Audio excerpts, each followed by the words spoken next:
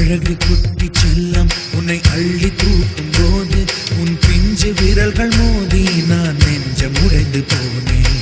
ஆளை கடத்தி போகும் உன் கண்ண குழியின் சிரிப்பில் விரும்பி மாட்டிக்கொண்டு